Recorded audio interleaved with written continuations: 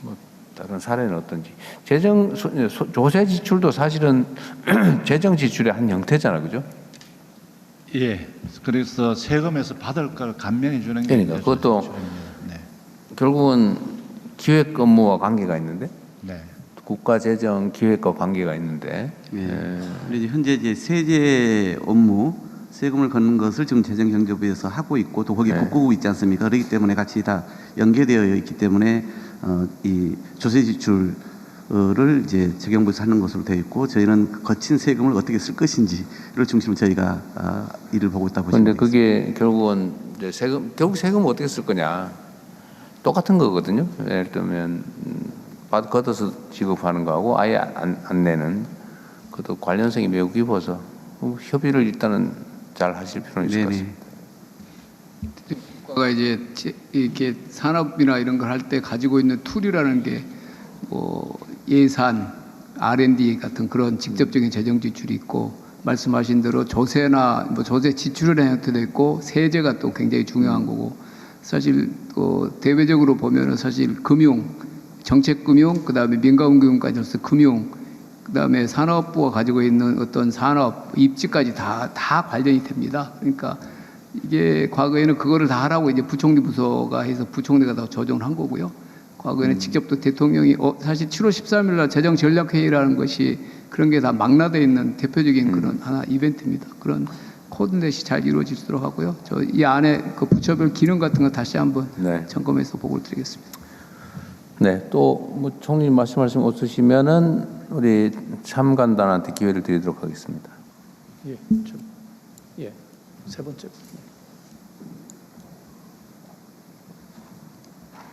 말씀드린 대로 네, 전주에 거주하고 있는 신윤식입니다.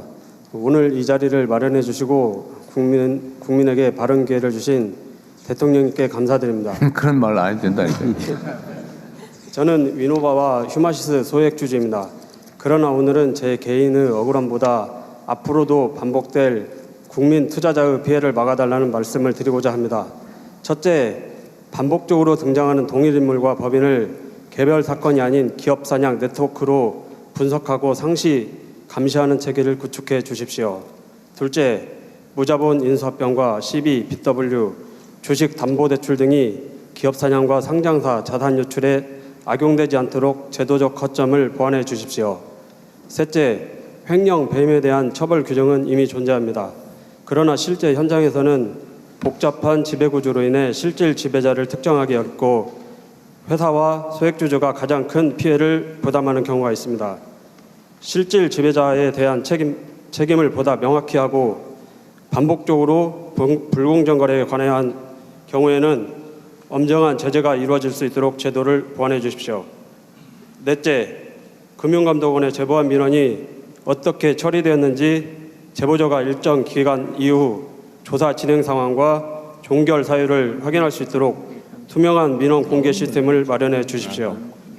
기업 사냥으로 얻는 이익보다 처벌과 책임이 더 크다는 원칙이 대한민국 자본시장의 새로운 기준이 되기를 바랍니다. 감사합니다. 네.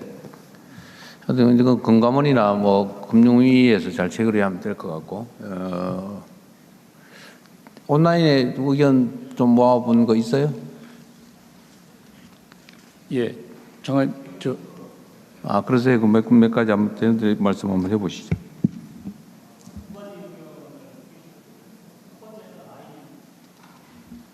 첫 번째는 아이디 최지한-19W님이 주신 의견입니다.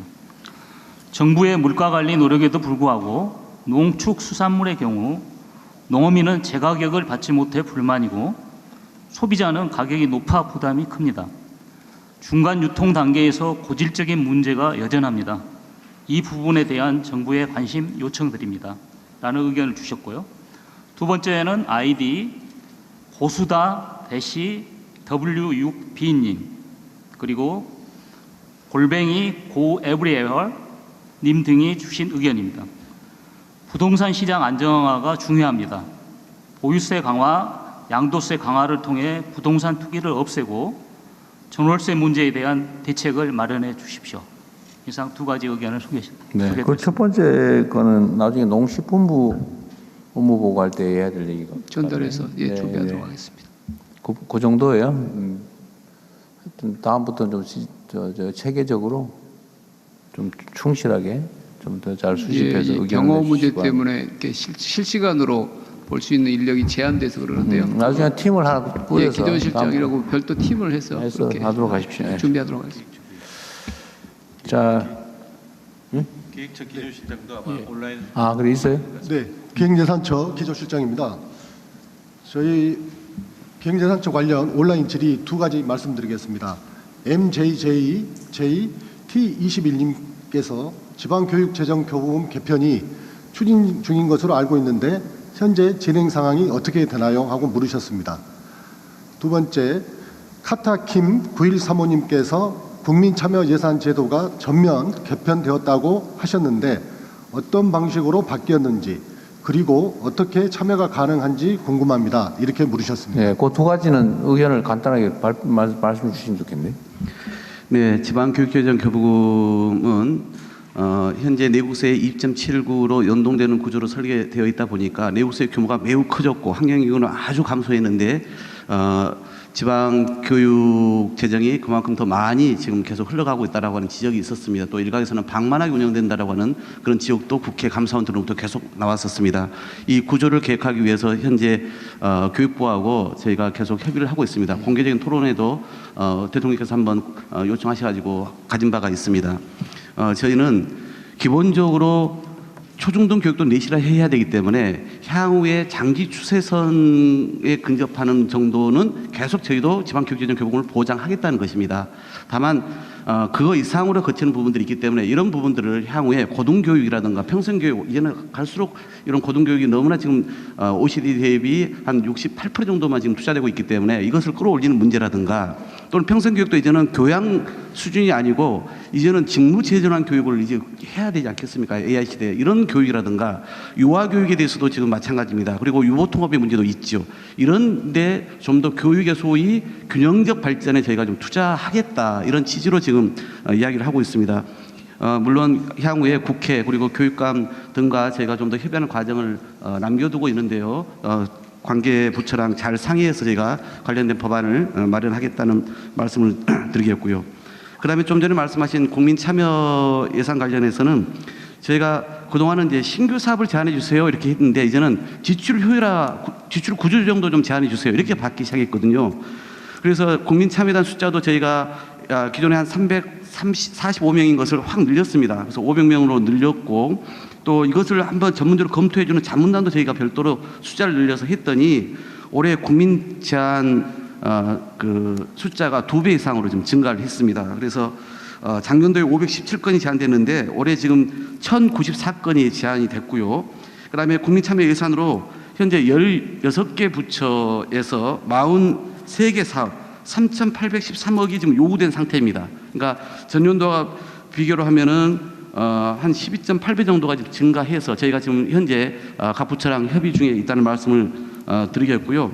저희가 이렇게 지출 효율화와 관련해서도 국민이 좋은 제안을 해주시면 직접 포상하는 것도 저희가 지금 제도를 두고 있습니다. 그래서 언제든지 저희가 지금 상시 제안 형식으로 좀 가고 있거든요. 그러니까 우리 기획산처의 홈페이지 등에 들어와서 제안을 주시면 저희가 그걸 심사해서 이 참여단과 함께하는 수기 과정을 거쳐나간다는 말씀드리겠습니다. 네. 네, 오늘 시간이 많이 지연됐는데 오늘은 금융위 기조실장. 준비한 게 있어요? 의견 뭐 온라인 의견 예, 온라인 의견 금융위원회 말씀드리겠습니다. 그러세요. 예. 온라인 의견 금융위원회 쪽 관련된 의견이 굉장히 많았는데요. 대부분의 의견들은 자본시장 건전화, 자본시장 체질 개선 관련이었습니다. 그 중에서도 질문과 제언, 건의가 집중된 사안은요. 그 레버리지 ETF 상품에 대한 보완, 또는 그 조정이 필요하지 않냐는 의견이 제일 많았고요. 뭐 김현수님, 유익킴님들이 이렇게 제언을 해주셨고요. 기타 의견도 그 자본시장 관련된 의견입니다. 코스닥 시장 활성화가 필요한데 그러려면 건전한 시장 질서가 필요하다. 그 아이디가 GOOSE 그 거인님께서 제안해 주셨습니다. 예, 이상 두 가지 말씀드리겠습니다. 아까 얘기했던 것 같네요. 네, 오늘은 시간이 꽤 많이 지연됐기 때문에 여기까지 하고 지금까지 다 준비하느라 고생하셨습니다. 어쨌든 저번에 우리가 업무 보고 할 때보다는 많이 상황들이 개선이 된 것 같고요. 앞으로도 공직자들의 자세에 따라서 국가의 운명이 결정된다는 생각을 좀 가지고 최선을 다해 주기 바랍니다. 제가 최근에 뭐 해외의 그 의견도 그렇고 들어보면 대한민국에 대한 뭐 기대가 매우 크다는 걸 알 수 있습니다. 우리 스스로가 생각하는 것 이상으로 평가와 기대가 높습니다. 이제는 다른 나라의 사례를 우리가 찾아내서 그걸 따라하는 추격하는 그런 상황으로는 더 이상 우리가 존립하기가 어렵다. 지금까지의 어쩌면 이런 정말 세계가 놀랄 만한 성장과 발전을 이뤄냈는데 따라하기로는 이제 더 이상 그렇게 되기 어렵기 때문에 이제 우리가 선도자의 위치를 가져야 됩니다. 다른 나라의 모범이 돼야죠. 그러려면 좀 더 창의적이라야 되고 다른 나라에 이런 사례가 있냐? 전례가 있어? 이렇게 묻는 게 아니라 좀 더 새로운 게 없을까? 좀 더 효율적인 제도 방식은 없을까를 끊임없이 고민해야 될 것 같아요.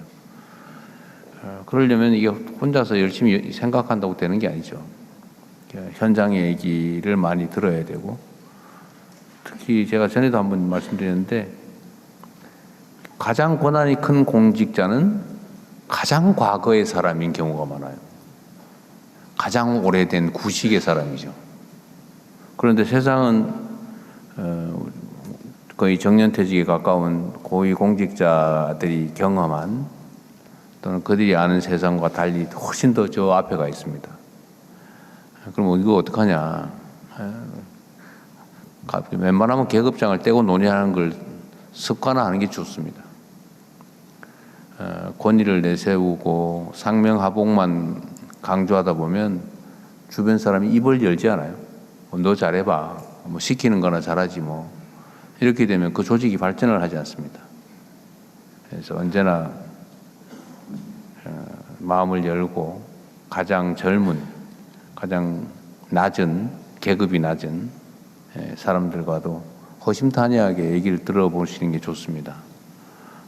그 속에 현장이 있죠. 그리고 이제 하나만 더 추가로